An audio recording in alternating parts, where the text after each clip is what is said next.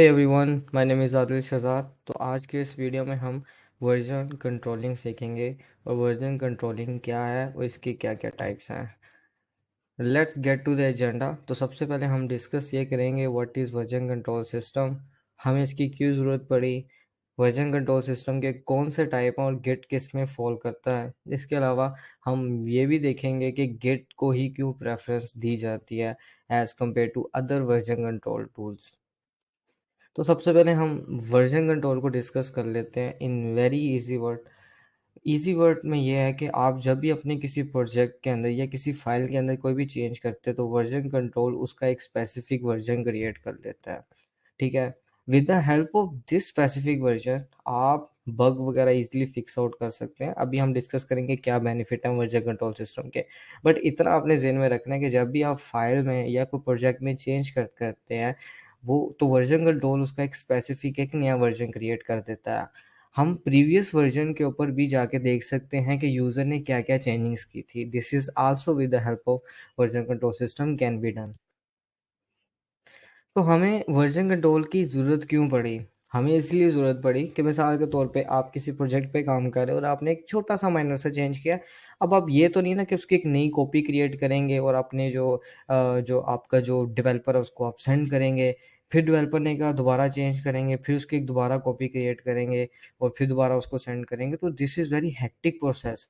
तो इस वजह से हम जब वर्जन कंट्रोलिंग को यूज़ करते हैं, हम जिस प्रोजेक्ट में काम कर रहे होते हैं, हमने कोई माइनर सा चेंज किया है तो उसका एक वर्जन क्रिएट हो जाता है आपका गिट के अंदर। ये सारी चीज़ें हम डिस्कस करेंगे। आपके ज़हन में ये चीज़ तो नहीं आ रही थी, let's first what is the best version control system? The this will people will tell you that is Git. And about the second one, we have Subversion. But now the perfection is you just create another copy of your file or your project. So this is called perfection. So this is just a meme. Let's go further. तो चलें यहाँ हम discuss कर लेते हैं what are the actual types of version control system. तो version control system की 3 types हैं। अब हमने ये देखना है कि गिट किस में जो है किस टाइप में फॉल करता है। तो ये सबसे पहले हमारे पास है localised version control system and then we have a centralised version control system and the third one we have a distributed version control system. One by one इन सबको डिस्कस करते हैं। तो सबसे पहले हमारे पास आ जाता है लोकल वर्जन कंट्रोल सिस्टम। इसमें क्या होता है कि यूज़र के पास अपनी एक रेपॉजिटरी होती है, ठीक है? रिपो या वर्किंग डायरेक्टरी होती है जिसके अंदर वो काम कर रहा होता है। जो भी वो चेंज करता है वो चेंज सिर्फ़ उसके तक होता है, कोई दूसरा बंदा जो है उसको एक्सेस नहीं कर सकता, ना ही उसमें वो चेंज कर सकता है। मेरे कहने का मतलब ये था, अगर आप इसमें देखें तो यहाँ हमारे पास एक यूज़र A1 है and we have a user 2। तो यूज़र 2 जो है वो यूज़र 1 की चीज़ों को एक्सेस नहीं कर सकता और बिल्कुल ऐसा ही कि यूज़र 1 भी यूज़र 2 की उस फ़ाइल को, उस डायरेक्टरी को जो है वो एक्सेस नहीं कर सकता, उस रिपो को। So this is to be called a local version control system. Second one जो हमारे पास आता है वो है सेंट्रलाइज़्ड वर्जन कंट्रोल सिस्टम, जो थोड़ा-सा अपग्रेड है। इसमें क्या होता है कि हर यूज़र के पास जो है वो अपनी एक कॉपी होती है, ठीक है? और उसके पास एक सेंट्रलाइज़्ड रेपॉज़िटरी हो जाता है, एक उसके पास एक डायरेक्टरी आ जाती है, वर्किंग डायरेक्टरी आ जाती है। जब उसमें जो भी यूज़र जो है चेंजिंग्स पुश करता है तो दूसरे यूज़र को वो चेंजिंग जो है वो नज़र आती हैं। This is how it's look like. So we have a main working directory और हर यूज़र के पास अपनी एक वर्किंग कॉपी होती है और जब वो चेंजिंग्स पुश करता है तो दूसरे यूज़र्स को वो चेंजिंग जो है वो नज़र आती हैं। तो this is called a centralised version control system. बिल्कुल सेंट्रलाइज़्ड वर्जन कंट्रोल सिस्टम के इस फ्लो को फॉलो करता है distributed version control system, but there is a little bit change. So यहाँ हमारे पास क्या होता है कि हर एक बंदे के पास अपनी एक वर्किंग कॉपी तो होती है, लेकिन उसके पास अपनी हर एक लोकल रिपॉजिटरी भी होती है, लोकल वर्किंग डायरेक्टरी भी होती है एंड देन उसके पास एक सेंट्रलाइज्ड रिपॉजिटरी भी होती है। मेरे कहने का क्या मकसद है? क्या मतलब है? अब आई वांना टेल यू। सो मतलब ये है कि everyone has its own working copy and then everyone can push their changings to their local repository and then they can push their changings to their main centralized repository. अब यहाँ तो might भी अगर आपको थोड़ी सी मुश्किल हो रही हो समझने में, अगर आप गिट पे और या आप वर्जन कंट्रोल में बिल्कुल नहीं है, लेकिन जैसे आगे हम एडवांस लेवल पे और बेसिक लेवल पे गिट को जब हम फॉलो करेंगे तो आपको समझ आ जाएगी कि Git actually following the distributed version control system. उसमें क्या है कि जब आप गिट इनिशियलाइज करते हैं तो आप जब क्लोन करते हैं तो आपके पास एक वर्किंग कॉपी होती है। जब आप गिट को इनिशियलाइज करते हैं देन आपके पास एक अपनी एक लोकल रेपोजिटरी होती है और उसके अंदर आप अपनी चेंजिंग्स पुश वगैरह करते हैं। आफ्टर पुशिंग योर चेंजिंग्स आप उसको गिटहब या गिटलैब या बिटबकेट के ऊपर उसको है आप पुश कर सकते हैं। और अगर कोई दूसरा डेवलपर ने अगर उसको सेंटरलेस या गिटहब के ऊपर कोई चेंजिंग्स की हैं तो आप उसको पुल करके अपनी रेपोजिटरी में चेंजिंग्स देख सकते हैं। तो this is actually the benefit of distributed version control system. तो what are the benefits of distributed version control system? वैसे तो बहुत ज़्यादा होंगे, let me just give you three of them.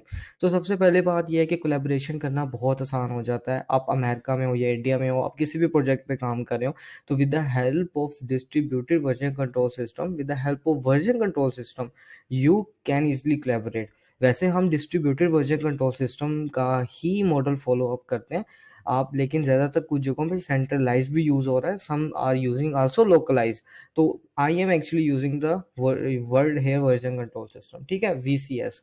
ठीक है, तो वीसीएस के अंदर जो है वो कोलैबोरेशन करना बहुत आसान हो जाता है। अगर आप अपने कोड में कुछ चेंज करते हैं तो वो ईजिली जो है वो आप उसके कोई भी बग वगैरह आ जाता है तो उसको आप ईजिली आइडेंटिफाई कर सकते हैं, ढूंढ सकते हैं, उसको रिजोल्व कर सकते हैं। कोई नया फीचर ऐड करना है तो आप इजीली जो है उसको ऐड कर सकते हैं।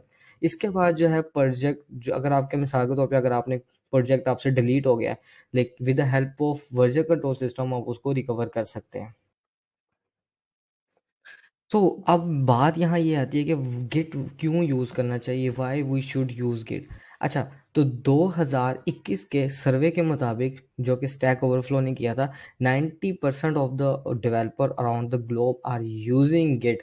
सो I think this is the purpose we should love git and we should learn git if we are not. So let's learn about what is git. So git is actually a distributed version control system. अब आपको I think clear हो गया होगा what I am actually trying to give you something that कि Git जो है वो distributed version control system है, बट हमें पता ही नहीं होता कि डिस्ट्रीब्यूटेड वर्जन कंट्रोल सिस्टम का मॉडल क्या है, वो कैसे जो है फॉलो अप किया जाता है। सेंटर हमें पहले जब वर्जन कंट्रोलिंग की टाइप्स का आइडिया होगा और डिस्ट्रीब्यूटेड वर्जन कंट्रोल सिस्टम का हमें इजीली पता चल जाएगा कि ये कैसे मेथड जो है फॉलो अप किया जाता है। इसके बाद जो गिट के अंदर क्या किया जाता है, सिंपल आप जो अपनी चेंजिंग्स वगैरह ट्रैक कर सकते हैं, आप लोगों के साथ कोलैबोरेशन कर सकते हैं। ठीक है, this is the purpose of Git. तो एक जल्दी से क्विक ओवरव्यू कर लेते हैं। सो आज हमने ये सीखा है कि वर्जन कंट्रोल सिस्टम क्या होता है, इसके बेनिफिट्स क्या हैं, टाइप्स क्या हैं, जिसमें हमने localise version control system, centralise version control system, इसके अलावा डिसेंट्रलाइज वर्जन कंट्रोल सिस्टम हमने सीखा। इसके अलावा जो है अपकमिंग वीडियोस में हम गिट को सीखेंगे, गिट की बेसिक, गिट के एडवांस लेवल, और फिर गिटहब की तरफ जाएंगे कि गिट एंड गिटहब कैसे यूज़ किया जाता है। इसके अलावा गिटहब को एडवांस लेवल पे सीखेंगे, गिटहब एक्शन। तो इसके लिए फॉलो कर लें एंड सब्सक्राइब कर लें चैनल, ठीक है, और शेयर विद योर फ्रेंड्स ताकि वो भी सीख सकें। टेक केयर, अल्लाह हाफिज़।